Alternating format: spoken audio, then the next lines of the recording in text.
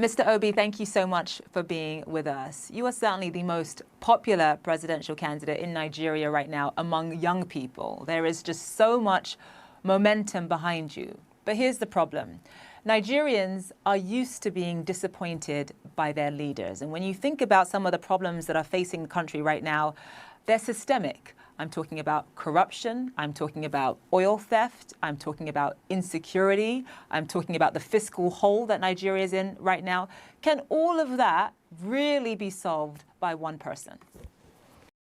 The Labour Party presidential candidate Peter Obi, in an interview with an American-based television channel, CNN, has shared his opinions on how Nigerians can take back the country amidst the various crises that it is facing. Sharing his thoughts in an interview with Zain Asher, Obi disclosed that Nigeria will be better if leaders are elected based on capacity rather than sentiments and biases. We have a leader that is competent, have the capacity and commitment to start dealing with it. You're not going to solve it overnight, but there will be a clear, visible, measurable attempt to dealing with it. And they're things that are solvable. They're things that can be dealt with decisively.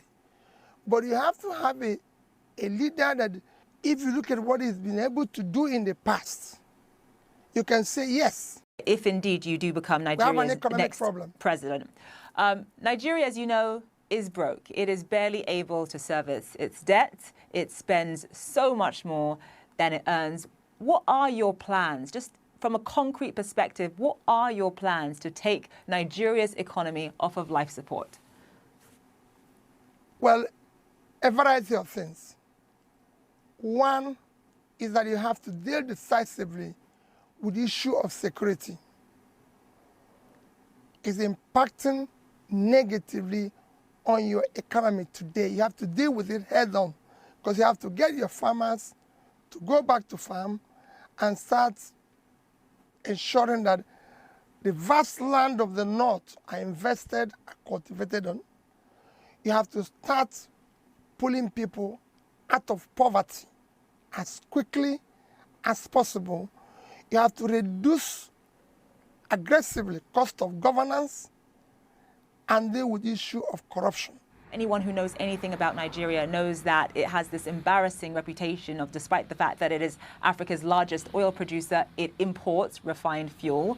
What is your plan for transforming Nigeria's economy from a consumption economy to a production economy? Let me use this issue of oil, for example. There's no reason why our refineries cannot work. There's no reason why we should not encourage private sector to build refineries and operate them. And they're not rocket science. It can be done as quickly as possible.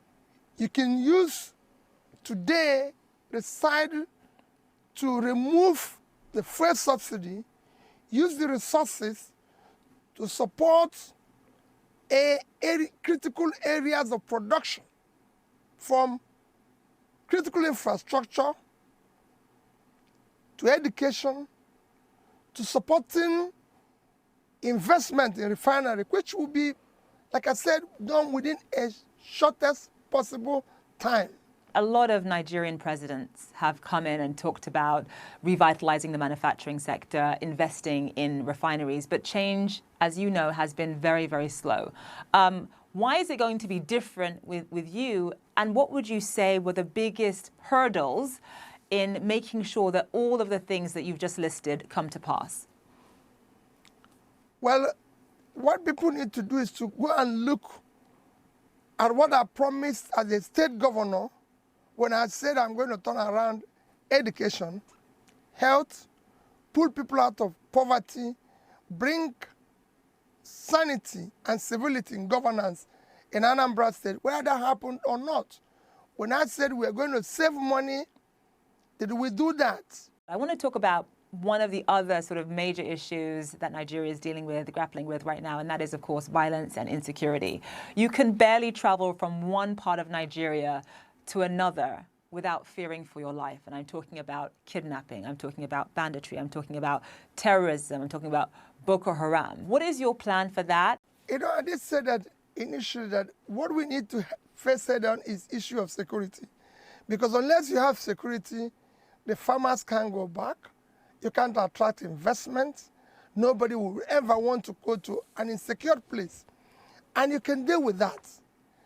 There's so many, you need to do a lot of work, reorganize your security architecture, ensure that there's multi-level policing. Issue of state police has to be decisively dealt with. There's so many things you need to do. You need to bring in more personnel into the security system, equip them properly, ensure that they are properly motivated to deal with the issue of security, because the need it is the most important thing Nigeria needs today. As you know, you and I are both Nigerian, we're both Igbos, we're both from southeastern Nigeria. Nigeria is a very hard country to hold together. You've got 200 million people, so many different tribes, so many different competing interests and ideas. And when you think about the fact that, you know, you're from the southeast, how easy is it going to be to rally Nigerians perhaps from the north behind you? That's got to be on your mind. That is what it was yesterday.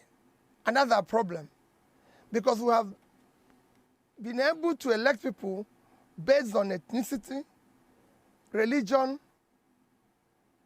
my turn, connection, or one form of bias or the other, which brought us to where we are, or structure, which I always say structure of criminality. That is what we want to dismantle now and ensure that the next election is based on character, capacity, competence, commitment to do the right thing.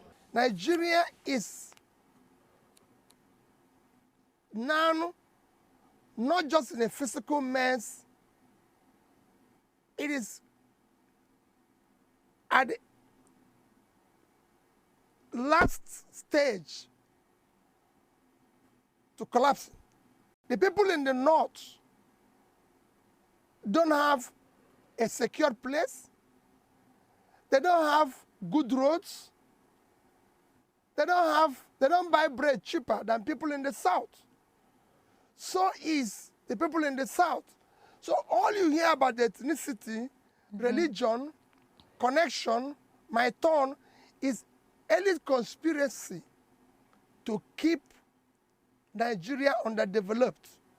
But now we've reached the edge. We can no longer continue this way. Subscribe to this channel, NewsPop for more updates. Do not forget to like and share this video, and please drop your comments down the comment section. I am Blessing Izija. Thanks for watching.